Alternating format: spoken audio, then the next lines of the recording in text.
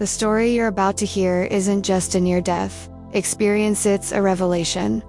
This is Erica McKenzie's testimony of leaving her body, meeting God, and learning the true meaning of life, love, and judgment.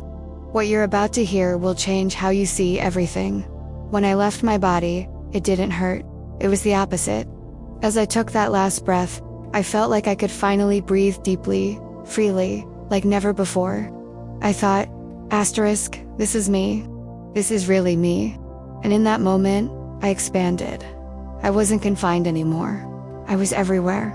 I hovered above, watching as the ambulance raced through the streets, sirens cutting the silence.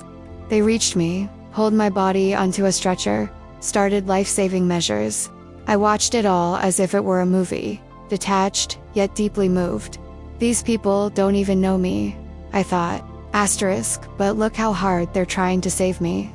For the first time, I felt an overwhelming gratitude not for my body, but for the life I had lived in it. I saw it clearly now. I was never my body. I had always been more. I am Erica McKenzie. I grew up in Arapahoe, Nebraska, small town of 1,000 souls. No stoplights, doors unlocked, keys left in ignitions. Everyone knew everyone. I was in everything. Editor of the school newspaper, plays, marching band, jazz band. But in junior high, everything changed. Appearance suddenly mattered. I felt judged, inadequate. That pressure turned into a voice inside me, whispering, "You're not good enough." At 12, bulimia became my secret. It followed me through high school, college, marriage, motherhood. It was my way to cope, to try and belong. My first nursing job introduced me to phentermine, fen, a diet pill, a narcotic. I wasn't a drug user, never even curious. But this pill was different. It gave me energy, suppressed my appetite, kept me awake. For 9 years, I was addicted. I didn't eat, I didn't sleep. Manic behaviors became normal. Digging trenches in my backyard at midnight, rearranging furniture at 3 a.m. My husband was terrified. I was terrified. My lungs would seize as I lay down at night. I'd leap out of bed, gasping, jumping up and down to remind my body how to breathe. One night, after nearly suffocating, my husband confronted me. "You need help," he said. I denied everything. I was ashamed. The next day, he insisted I check into a hotel to rest. I drove to the Holiday Inn, but they were full. I felt faint, desperate, and begged God, "Please get me to the next hotel." I made it. In my room, I decided to take a bath, to relax. But a feeling of impending doom struck. If I get in that tub, I'll drown. Panicked, barefoot, I fled the hotel, running across the parking lot. A car almost hit me. The driver, a stranger with broken English, stopped. He opened the door for me. There was a Bible on the seat. To me, it was a sign. I climbed in. He drove me not to a hospital but to his church. There, the pastor asked, "Do you believe in God?" I whispered, "I believe in God." With that, my breath left me. My body collapsed, and I rose, weightless, unconfined, exhilarated. I watched from the ceiling as the ambulance approached. They lifted my body, started CPR. I felt no urge to return. Instead, an angelic presence enveloped me. Love poured over me like warm light. I let go. I was pulled into a tunnel at supersonic speed. It was filled with love so intense I thought I'd burst. My senses weren't confined to my body anymore. I saw, felt, and knew everything at once. The angel left, replaced by a vast, overwhelming presence God.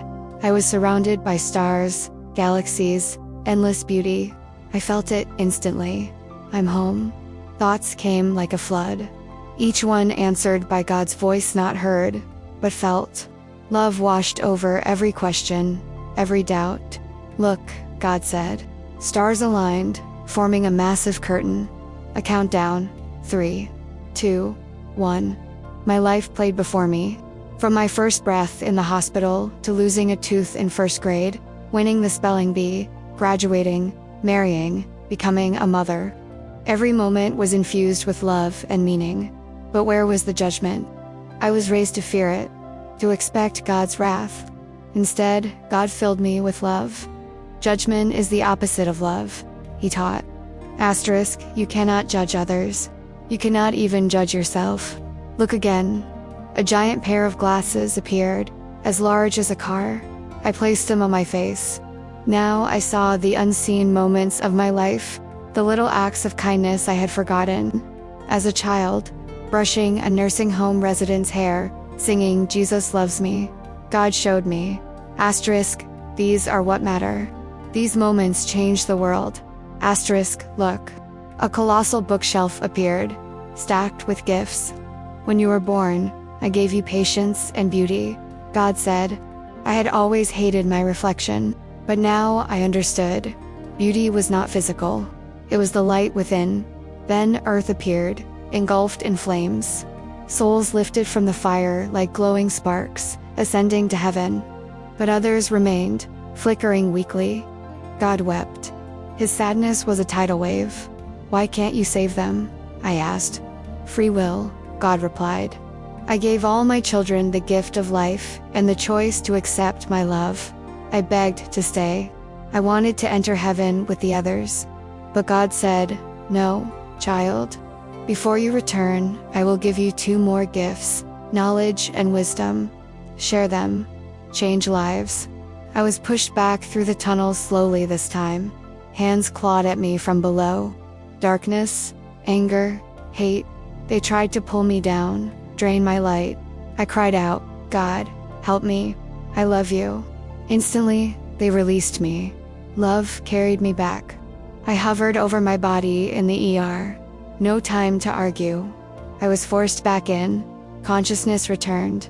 I looked at my husband, tears streaming. Asterisk, I have to tell him. I've been to heaven. Asterisk, but no words came. Nurses urged me to rest. Later, I tried to share my story. Doctors dismissed me as bipolar, delusional. They medicated me until I was a shell of myself. I learned to deny my experience to survive. When I finally told my husband, he wept. I believe you, he said. I know you're telling the truth. I am not the same. I see souls now, not bodies. I live to love, to serve, to remind others. Life is a gift. Enjoy it. Make a difference. You are loved. If this story touched your heart, leave a comment. Subscribe for more true journeys beyond the veil.